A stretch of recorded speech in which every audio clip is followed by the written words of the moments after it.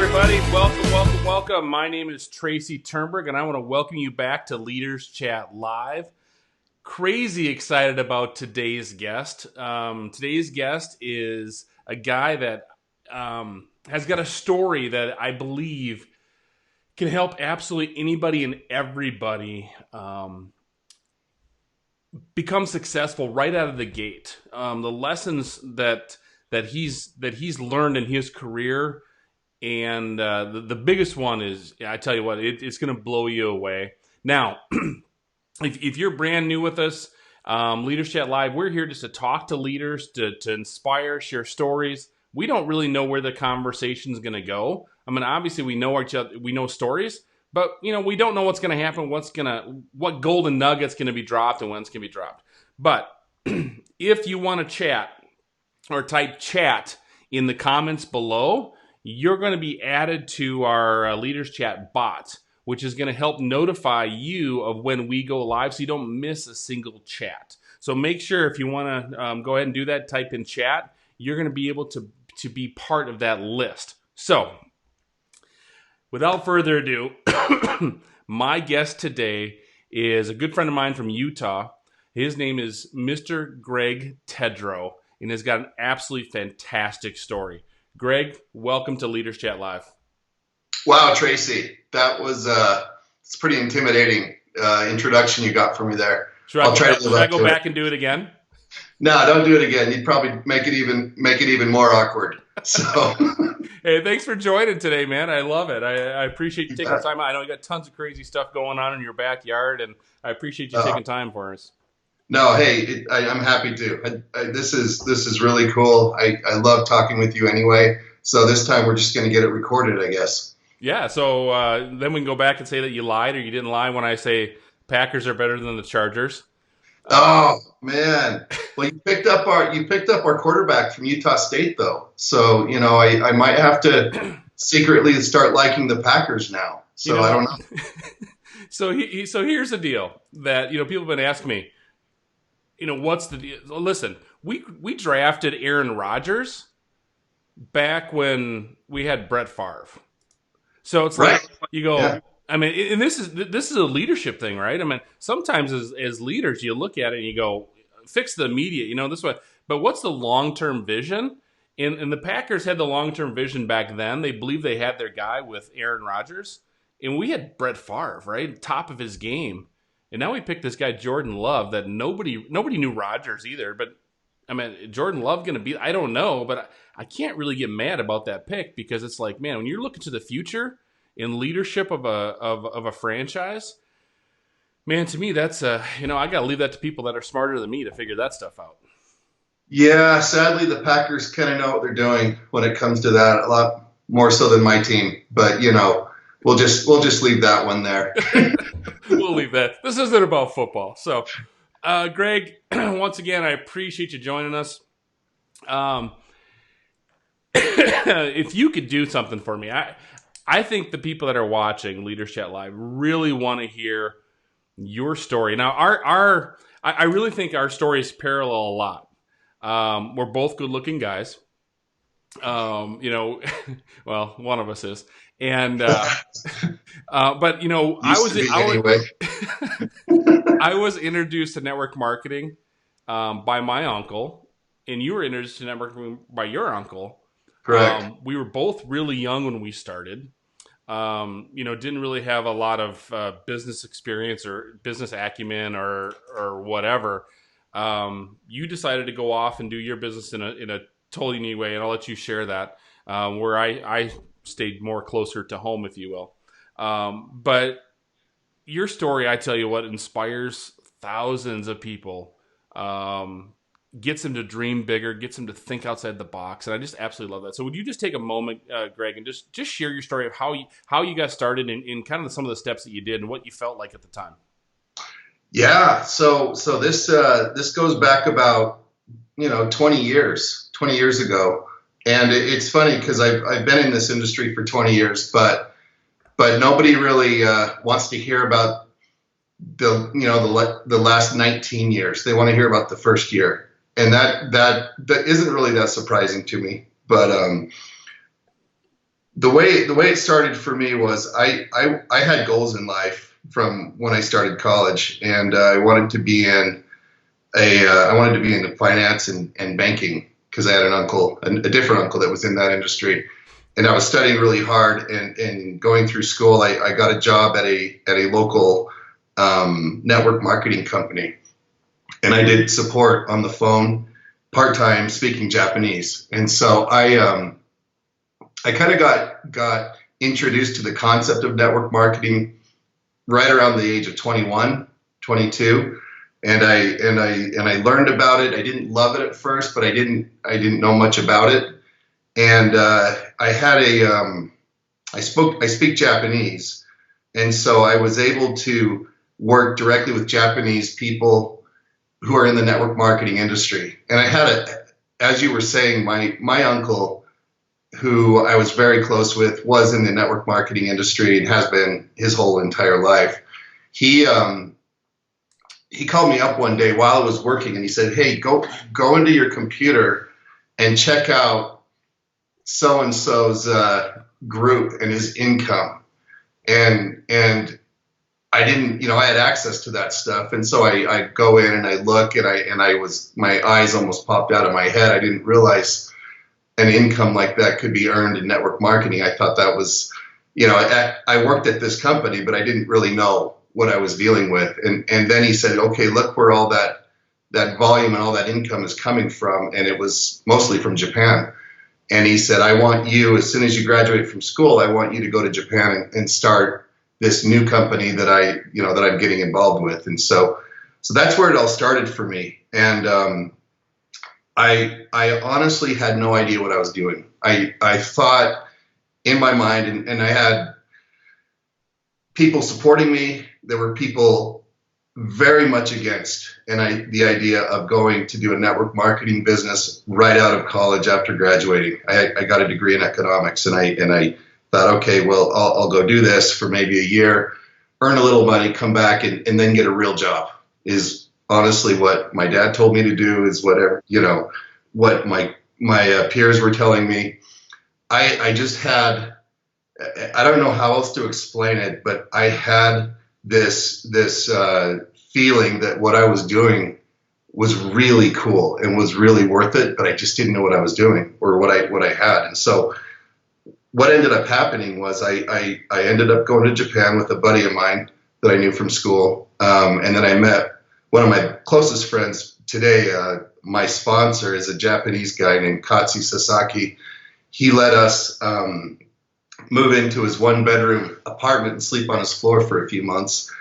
And we sat in that apartment and we talked for hours and hours. We stayed up all, late hours of night. We were out talking to people. We had a vision of what we wanted to accomplish. And at that age, we just didn't have enough life experience to know that there was no way we were supposed to be able to be successful at what we were doing. It just can't be done. We didn't care. And so we worked 80-hour days or weeks. I mean, we didn't stop. All we did was talk to people and we just knew what we had. And I apologize for being so general because I don't want it to be company specific, but we had this great idea, this great compensation concept that just lit a fire under us. We couldn't stop. We wouldn't stop. We wouldn't be deterred. And so after about 2 months of that and working that many hours, we weren't seeing any success. And we all kind of looked at each other and thought, okay, what are we doing here? Are we doing this right? Are we crazy? And my sponsor committed me to doing it another, month or two. And he wanted me to commit for a full year. I wasn't sure about that, but I did commit. And then something broke. We started meeting some people that started to take interest in what we were doing, and it just exploded. And so I don't know. I'm not doing a very good job at I don't know if I'm doing a good job at expressing how hard it was, but it was incredibly hard. But it was incredibly I don't know how else to describe that moment when things started to break. I mean, it was the coolest thing I have So ever seen and experienced before in my life. before we get to that, Greg, Yeah, you know, I mean, you and I were both young when we started this industry, which is not typical for people to wake up to network marketing when they're in their 20s, right? It's older people that kind of say, you know what, I'm sick and tired of the rat race. Let's do something different. I think the younger group is getting there, but in the very beginning, and you kind of talked about it a little bit. I know I was scared to death to talk to anybody because like you said, no life experience. I had zero credibility. But what was it? What was that? I mean, what was that fear like? I mean, did you have that fear like I did, where you're just like, man, you're stumbling over your words. You're just like, you oh, know, absolutely. it, Yeah. even people today still, even though network marketing is much more prevalent today, because online companies and the flow of information is so much faster. I mean, when you first went to Japan and you're sitting there and you're talking to Katsuki and you're sitting there having those conversations, I mean, what fears were in your head that you're like, I have to overcome these obstacles to become a success? Can you The elaborate on that? fears were, well, there were all kinds of fears, but the thing that I was most afraid of was making the opportunity, or not presenting the opportunity in a way that was compelling, or fumbling over my words and making a fool of myself. It got to the point though after about month one where I tuned it all out, and I realized that the more I talk about things, the more got I found my groove, or I found my lane in where I felt comfortable talking, and I got better and better and better. And the fear was always there, but I overcame it, and I didn't care if I got rejected. I got rejected hundreds of times a day some days, where we would go on trains, and we had our business cards, and we would go through and try to get these Japanese businessmen and younger, guys that were our age to exchange business cards with us. And that's something in Japan that's a little easier to do than in the US. But we would get stacks and stacks of business cards, and then we'd make calls in the evening, and almost everyone would hang up, and, some would get angry, others would be nice to us, but wouldn't ever meet with us. And we went through hundreds and thousands of people over the months but in doing so, we were really honing in our message, honing in our what works, what doesn't work. We were learning to read people, learning to listen. I mean, those first months were brutal, but I was too young to know any different. I didn't care. I just ignored the fear. So I had to keep going. I just kept going. So what you're telling me, and I think the people that are watching here is, I think the perception sometimes of network marketing. This is I love our industry, but one of the frustrating things about network marketing is I think people think it should be an overnight success. It should just, you join, boom, it happens. Akin to the lottery ticket kind of mentality.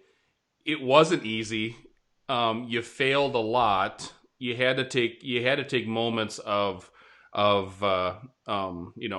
just a mental stock of, I got to improve myself, right? Right. And then you finally figure out your place. You find your story, and then you're like, now you start clipping along, right?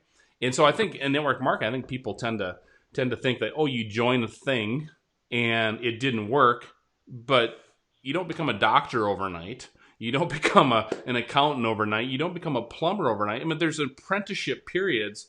And in network marketing, that can definitely be a week or 2 weeks or 2 months to success.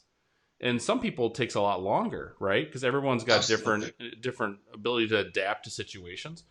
And I know you struggle with that just like I did. But you were 5,000-6,000 miles from home doing all of this, which I think is part of the story that it's like so incredible that you took that leap of faith.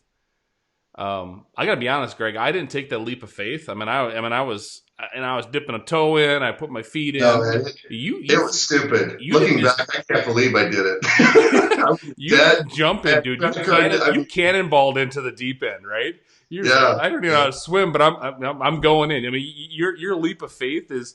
I don't know anyone that's got a better leap of faith story than yours. Moving, going to Japan.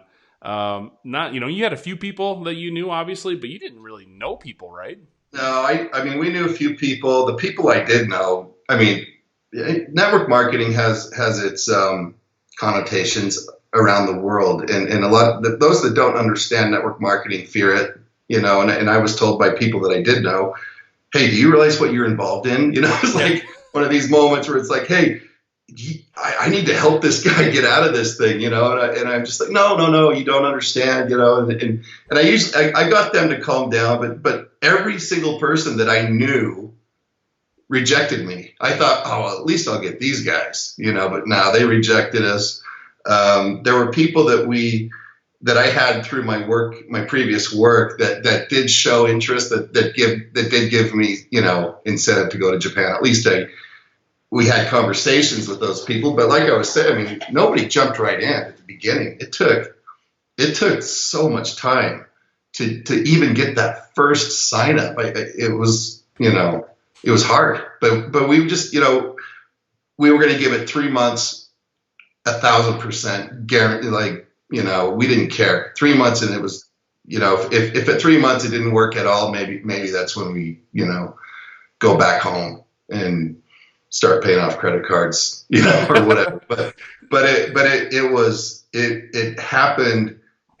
I don't know. It just, the more I got rejected, it became I became more determined, because I knew I knew the concept is sound. I was studied economics, and I love the idea of being compensated for my work, and being responsible for my own income, and being responsible for, training my own team, and all of the benefit for all the work that I'm doing is up to me, and I get rewarded for it. I don't have a boss sitting there saying, well, so and so is working twice as hard as this other guy, but we're going to pay him the same. That idea doesn't exist in network marketing, Yeah. and I love that. Yeah, So, that doesn't compute with me at all. I just don't understand that concept of, like, I would want to be compensated for my efforts and not just right, for, same as everybody else.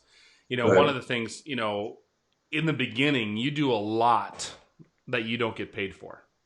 That's true. In the end, like right now, we're both being paid for a lot that we don't do because of the basic, how residual income works. And but man, I tell you in the beginning, sometimes it's tough, man. I mean, It's tough, but man, I look at it like, I wasn't getting paid, but holy cow, the personal development I experienced those 3 months is, I don't think I've accelerated. I don't think I learned that much in that short a period of time than any other time in my life. Those 3 months were like boot camp, and it was I wouldn't trade those months. Even, I can honestly say, even if it didn't work, that was good for me. It was a good time for me. And so, I mean, I overcame fears. I gained confidence. I learned how to speak better Japanese, so that was cool too. Yeah. But network marketing is fantastic, because if it's such a myopic look to say, look, oh, I didn't earn any money. Well, okay, but there's so much more to network marketing that you can draw from. I mean, if it's not working, if it's really not working for you, then maybe it's not your thing. But there's so much more to it. Yeah. So when you started to see that success, Greg, Yeah. For me, I know when I started to see it, I had a little bit of a shift of my mindset, right? I mean, I was scrappy. I was just fighting to try to make ends meet. And then all of a sudden you start to get and all of a sudden it's like you click a little bit, right, in the mindset. What was that like for you in Japan when things started to click? Did you have a mindset shift as well? Oh, it was, the validation factor of that was, I can't even describe it. It's like, oh, we were right. We were right. It just started working, and the mindset shift was, yeah, I don't know if it was so much a shift, because we kind of believed it was going to work anyway, but to get it to actually go, and the validation that came from that, it was amazing. It was great. Yeah, I mean, I think I got a little overcome. I think we all did. We all kind of felt like we cracked the code, which to a certain extent we did, but that code is a moving target, and so we did it at that time. But it's not like you can do it every, like we had it mastered from that point forward. What we did know is that hard work is a key part of cracking that code, and so. But as far as a mindset shift, it was just validation of what I already believed. Yeah. Maybe that's a better way to say it. Because I've always believed in network marketing. I mean, I remember that, dude. I remember I used to take my paltry little network marketing check of like $1,000 to the bank, and which listen, when you're 22, 23 years old, making $1,000 residual while you're working part-time jobs and stuff, that's a nice little check, right? I was in college, so it was like that was like serious money, right? That's good money in college. Yeah, $1,000. It's like it was great, right? But then I'd take it to the bank with my sponsor's check, Dale Maloney, and check would come in, it'd be a big day, right? And I'm sitting here looking at my check of $1,000. I'm looking at his check of $120,000 or the biggest check I ever took to the bank for him was $184,000. And I'm like, you have this aha moment. It's like people don't even know how to spend $180,000 a year, let alone in a single month. I mean, Dale did find a way to do it, but you just sit back and you go, oh my goodness, it's like this industry has got so much potential, so much power. And so my mindset was always there. But like you said, the validation, like you weren't crazy, like network marketing, home-based business, direct sales, I don't care what you want to call it, is a valid business model.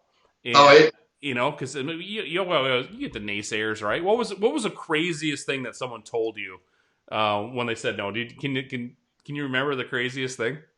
Oh, you know what? Let me think of it. Here's a crazy thing. So you talking about Dale's check got me thinking. And so when I was in Japan, my distributorship was in the U.S. And so as I was in, getting these little $20 checks or what, in the very beginning, I asked my mom to kind of be my secretary. I said, Mom, I'll pay you to go deposit these checks for me. And those checks started going up, after about month 3.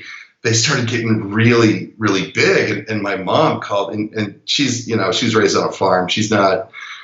We were raised very humbly. And she called me so concerned. She's like, what are you doing out there? What are you selling? What are you doing? Selling drugs? What's going on? And I was like, no, Mom, it's all good. It's legal. I promise. She could not believe how big those checks were getting and how quickly they grew. But yeah, that was probably the funniest thing anyone ever said to me was my mom thinking me, doing my network marketing business was somehow illegal because the checks were just too big. And you're like, because she knows who you are. She knows how, your tendencies. And she's like, how are you doing this? Right. You're right. Exactly. And that's one of the things I love about network marketing and is it doesn't matter your background. It doesn't matter your education level. It doesn't matter your profession. It doesn't matter, your demographic, your race, your religion, where you live. If you have a desire to succeed, like you and John did, saying, listen, we're going to go Japan, not knowing what the heck's going to happen and try to figure this thing out. Man, I tell you, anybody can be success if you know why you're doing what you're doing. Absolutely. We have one of the most satisfying things I experience in my experience over the 20 years is seeing the people that are in my, those that I worked with, how successful they've become. And I got to see them kind of from maybe the perspective my uncle had of me, but I see them come in, we sit down, we talk, they'd start from nothing. And now their checks are bigger than mine. I mean, it's fantastic to see. And there are people there that just powered themselves to it by pure, just willpower. They didn't have any particular set of amazing skills. They didn't have the most perfect presentation. They didn't have the most perfect, they weren't models. They weren't, they didn't have all these obvious external attributes that, oh yeah, that guy's gonna kill it. You just never know. It's all willpower and grit that gets you there. Yeah, and I find it's surprising who actually goes and builds. The guy that you think should, a lot of the Yeah, times, isn't the guy that actually does it. It's the person that you think, and we always say don't prejudge people, but, I mean, you kind of always kind of make that, you're like, I just don't know. But I tell you what, when you have that grit and determination to be successful, I think that's the number one component of a successful network marketer is, we talked about it with Barry in episode 1, the why. When you understand the why and why you want to do this industry, and if you got some determination behind it, anything's possible. I don't know if you're watching the Last Dance, the Michael Jordan documentary. so yeah, I started it. Yeah, I tell you, it is. Man, you want to get into the mindset of somebody that was determined and had Yeah. dedication and just wanted to crush you. And I mean, Michael Jordan is the epitome of that. I'm a huge Jordan geek, and I consume everything that he's always done. And I mean, the stories that you hear about a guy that's like, listen, I was too small to play. I wasn't good enough. I didn't play defense. All the different aspects, and that's the same way that we all should be attacking our businesses. Is listen, I'm really bad at this avenue of the business, whether it's attitude, leadership, prospecting, and I don't care what the skill is. You need to improve that over time. You don't need to become an overnight success, but man, if you're not working on yourself to make yourself a better version of you, man, I tell you what, you are dropping the ball, Oh and yeah, you are yeah. not living your best. You're not becoming the best version of yourself. Um, and I really want Leaders Chat Live, this platform, to not necessarily build our organizations in a sense of volume. Okay, I mean that is the quantifiable measurement that we all go by on a month-to-month basis, and it needs to do that. However, I want this platform to ultimately be, I mean, if we can make people a better school teacher, a better husband, a better accountant, because we're giving them skills and we're teaching and inspiring stories of overcoming and how we interact with people. Man, we did our job. If we can help leaders become better leaders, that is not a quantifiable thing in sales numbers. But I tell you what, it's one of the foundational building stones of being successful in network marketing. Oh, Um, absolutely. when, Yeah, and that's what gets me up in the morning. I get up every morning excited about how can I improve today? What can I work on today? There's I can't remember who said this, but the more it's the old adage: the more the more you don't know, yeah, and it's it's a never ending process, and I love it. That's just in me. I wake up in the morning excited to go. Like, what am I going to go for today? What can I get better at today? It drives me. yeah, and I think some people, going back to the Jordan thing, it was really interesting. There was a period, and I love this. I mean, I just consume anything Jordan on ESPN or whatever right now. These stories are coming out are just phenomenal.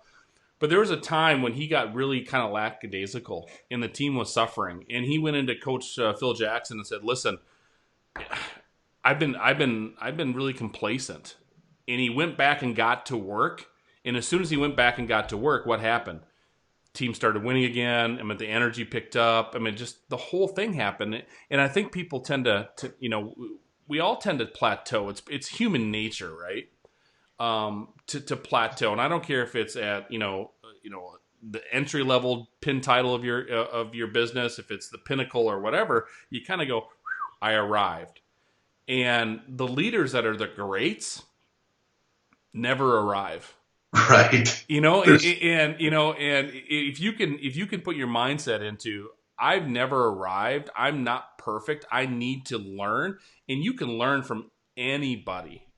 And that's what I love about network marketing. I mean, how many people do you talk to a day? You're like, listen, I never in my life have talked to a sheep farmer from Wyoming, and he taught me something about leadership or work or, just the process of being successful. And so to me, like you said, waking up every day and having those conversations just makes you better every single day. So, getting back to your story, Greg, you're still in your journey, right? I mean, the journey's not over. You started, you've had, how long have you been building in Japan now? Is it 20 years. 20 years. 20 years. So you look at that and you go, 20 years of a journey, which, in network marketing industry, man, that is not a commonplace story. No. That is not a commonplace story. Most people are like, well, I was here for 2 years. I was here for, then I went to this company, that company. I was talking to a buddy the other day. Been in 16 companies since I've been with the one that I'm with right now. Wow. 18 years. He's been with 16 companies. And you know what? That is not uncommon. That's probably more common. Yeah. Yeah. And so for you to have your journey be still 20 years in, do you feel right now that it's over, or are you still taking that next step up? So first of all, 20 years, I think partly is we picked the right company. There's a lot of good companies out there, but we picked the right company to put all of our energy into those first couple of years. But as far as I think I mentioned earlier that this industry is kind of like a moving target. So what worked 20 years ago for us strategically may not necessarily work today. And so it's never ending. There's always a retooling, refining, it's never ending. So my drive that I have right now is to crack the code again and make it go like it did back 20 years ago. I have distractions now in my life, Tracy. Back in those days, I was single. I didn't have any kids. Now I have a wife and kids and a family. And I don't think I can put in the 80 hours a week that I did before, but that's drive is still in me. And I will never, I get up every morning loving this business. And so that'll never change. So I don't know. I might have gone off topic. What was the question again, Tracy? I know Steer me back. You lost me. You lost me when you said your wife was a distraction. So I'm trying to figure out how to bail you out of that comment, saying, my dang wife, she just distracts the heck out of me from just about everything. So what can I say? It's not a bad thing, right? You did. You totally lost me. I started laughing at myself. He just said his wife is a distraction. I'm gonna wait for her to come in and start. Anyway, we'll see. We'll see how that plays out later. Yeah, but that's the thing. It's like things change, right? Goals change. We evolve. We grow as people. What was important when we're 20 is not important when we're 40. Not right. Maybe it is. Everyone's different, but things grow. When I first started, man, it was all about success and money and all that. Now it's like, I got 3 kids, and in a family that I just adore, and spending time with them and watching them grow. My priorities definitely have shifted, and that's what I love about network marketing is, man, it gave me the ability, Greg, to do those things. And to let it shift because of the power of what this industry really is, and I know just personally from being buds that is a thing that you've been able to do as well. And you work when you want to work and when you have to work, but man, it's something important happens, you're able to do what you need to do. Time, one of the misnomers of network marketing, I think, is this idea of time freedom.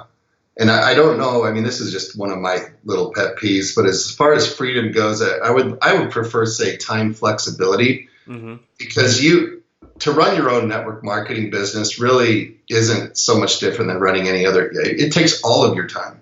There's never enough time in the day to work my business. But I do get to choose when. That right there is so incredibly golden. I don't know how I'm so spoiled. I don't know how I would survive otherwise because I want to coach. I can, okay, this block of these hours during the day, I'm coaching and I don't have a boss to call and tell me, no, you can't, you got to come in. I get to coach, Yeah. but then I got to come home and work till about 11 at Yeah. night. But, but I get to choose. There's nothing for me anyway. The money's great. The money's fantastic, but the flexibility on time is by far the most valuable thing I get from this crazy venture I started 20 years ago. Yeah, and I'm in the same way. I like to say, financial freedom and time freedom simply is defined to me as being where you want to be when you need to be there, and that's it. And we're not talking beaches and planes, all. And that's great if that's your jam. But to me, it's being where you need to be when you want to be there. And, Right. and that time flexibility is a great way to say it. That's just a powerful benefit of building this business. And a lot of people, like you said, they think network marketing is just a thing. This is if you really understood this industry, it's a powerful industry. But you're literally, and I don't want to scare people, but you are. If you want to be a leader in this industry, this is your business. Yeah. There's business stuff that you need to do. You need to treat it like a business. And we both shared this. If you treat it like a hobby, it'll pay you like a hobby. If you treat it like a business, it'll pay you like a business.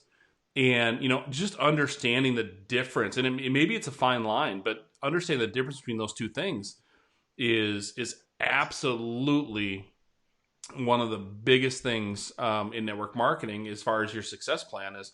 Listen, I don't care. You can not make calls because you're your own boss. You can not do the activity because you're your own boss. Yeah. But if you're the hardest boss you ever had, and you're hard on yourself and saying, listen, I've got to make 10 calls today. I got to make 20 calls today. I'm going to go to Japan, not knowing anybody, and go over there and do something that kind of is new and is fresh to me. Yeah. A lot of people think that's a bonkers story, man. But it really is. It's like, seriously, wow, that's crazy. The timing was perfect. No one told us we weren't supposed to be able to do that, Tracy. Nobody told us, hey, you can't go to Japan and build it. No way. Yeah. You can't do that. No one told us that. Like, we didn't know any better.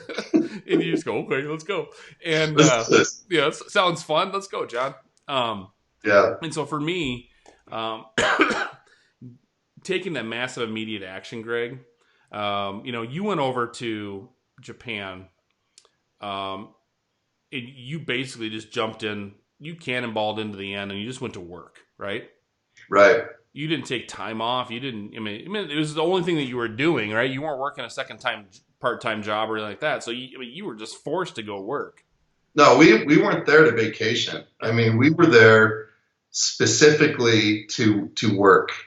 And we were lucky. There were some really favorable things that lined up for us. I got to go with a good friend, John, and I have been buddies. We were in school together. We were on a service mission together, and I had a ton of respect for him. And that guy drove me like no one. Like, that guy works harder than anyone I know. And so it was really helpful to have a couple of business-minded friends that I was working with. And if I were to say anything, as far as what was one of the major, contributing to my success was I had good people around me, people that drove me, people that I liked. I liked working with John. My sponsor is one of the coolest guys anyone could ever know. He's just awesome. And I enjoyed the relationships with them, and it made the work way not easier, because it was hard. It was really hard, but it was I don't know. It just helped me keep going. Yeah. And so we drove each other, and so that massive action. If I was alone, I don't know if I could have done it. I don't know if I could have done it all by myself. Yeah. I don't know.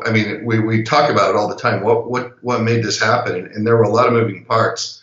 But for me, it was working with a group of people that that I really liked and that were same had the same mind that I did. And I mean, we were, yeah, I mean, we were going to drop a, you know, anyway. So we were just going to work hard, and that was our massive action. We just were going to do it. Yeah, I tell you, it's a different conversation, but it literally, finding a running buddy, Yeah, having a running buddy, you don't have to be like two enormous leaders or anything. You just need someone, and it comes down to accountability and all those things. But having a running buddy that when they're having a good day, they pick you up, and when you're having a good day, you pick them up. Because yeah, I tell you what, the reality of this business is sometimes from the outside looking in, it's all roses, it's all fun, it's all the reality is we all have really bad days and or bad moments. Maybe it's just an hour, but to be able to pick up the phone and call and say, "Hey, Greg, dude." And you're like, dude, it's gonna be okay. We'll get it tomorrow. We'll get it tonight yeah, or whatever. Those moments and the relationship that's built. We all sell products, we all sell services, whatever industry we're in.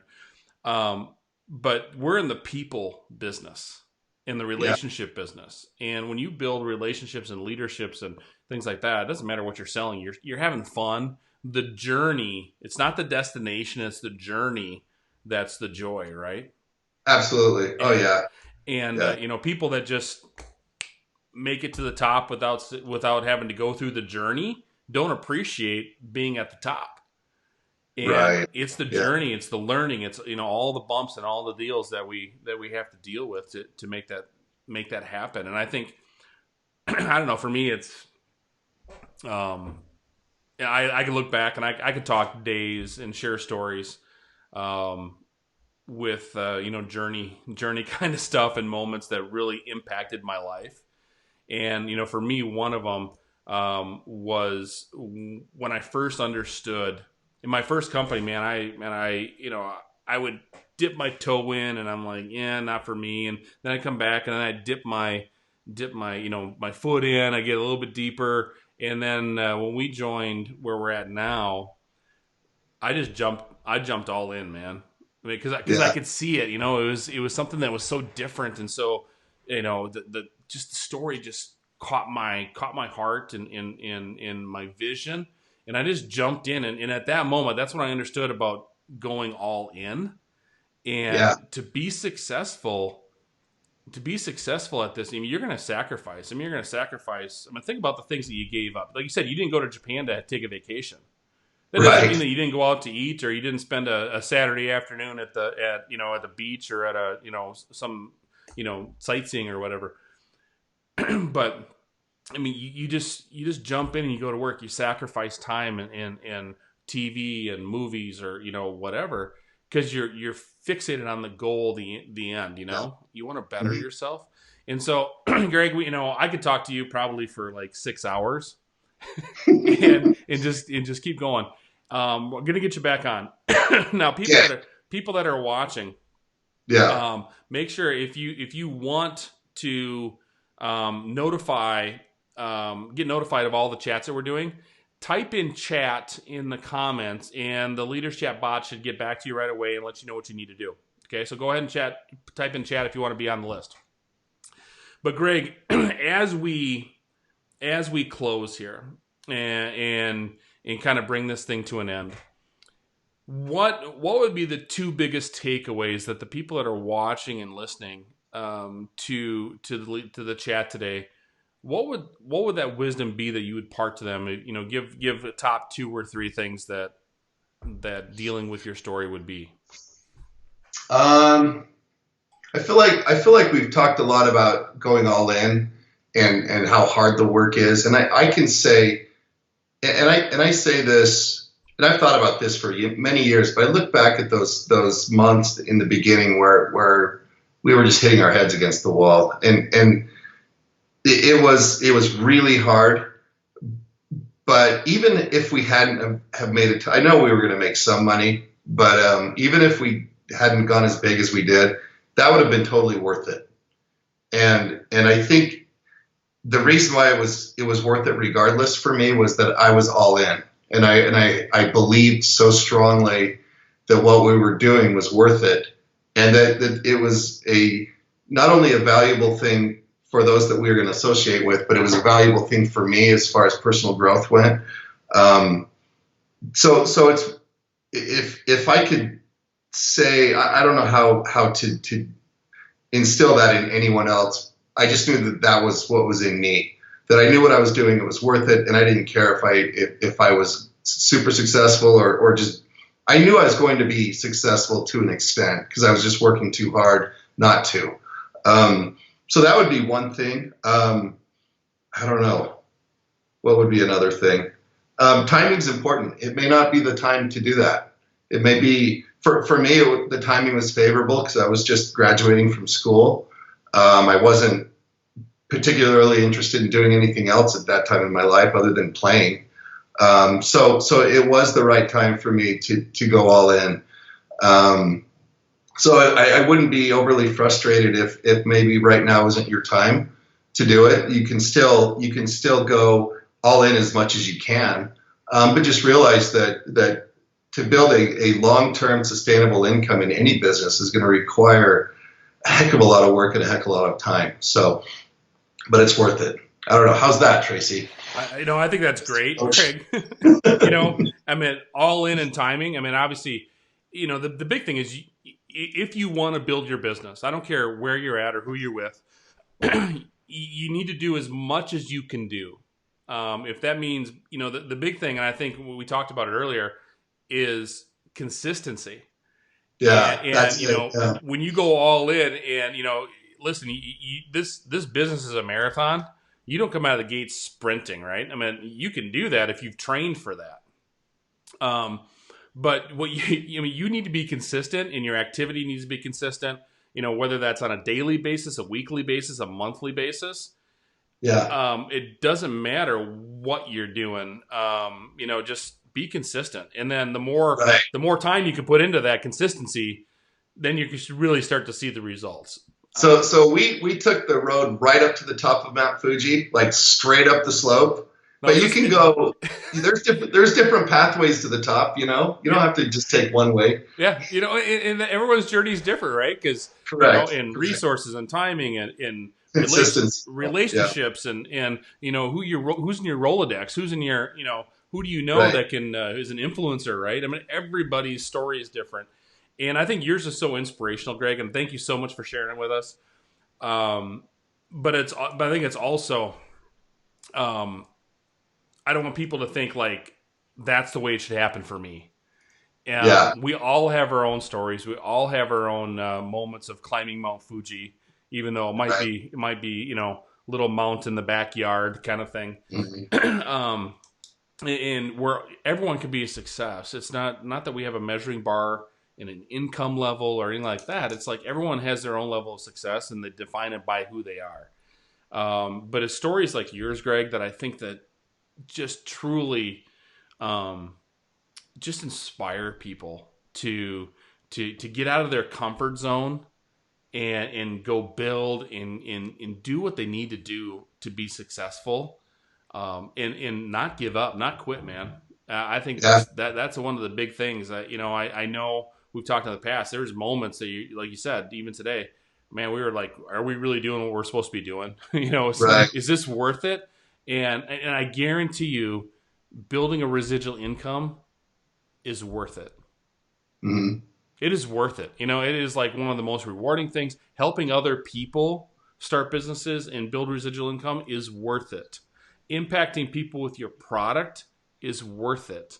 All of those things are worth it. And, you just need to be able to do it on a consistent daily basis. And, for me, sharing this time with you has been just immensely popular. I want to thank you. If you're out there and you're still with us, please mash the thumbs up and the heart button. Just, just mash it and say thanks to Greg for joining us today.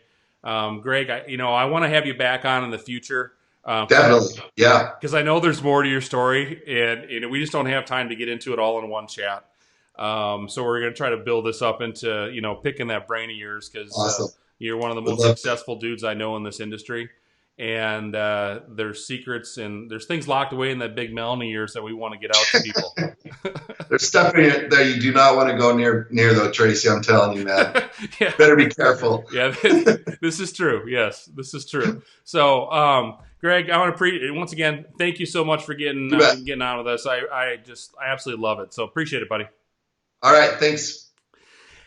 Wow, what a great what an absolute great day to have Greg on with us, sharing his story, and I hope you got a little bit of what that was all about. If make sure you remember to like us on Leaders Chat Live on Facebook, and for some reason it's not popping up yet. Oh, there it is. And like us at Instagram. Follow us on both places. That way you can always make sure that you know exactly where you're supposed to be and who's working with you and who's going to be on the call and on the chat, all that good information. Once again, if you want to be added to the messenger notifications, go and type in chat in the message box. I got all kinds of stuff going on the screen, and I got to figure out how to get some of the stuff off so you can all read it. But type in chat in the message box below, and the Leaders Chat bot's going to add you to our list, and so we can make sure we can tell you exactly when we go live. So with that, everybody, I am so excited to have another episode of Leaders Chat Live, and I cannot wait for the next one. Have a great day.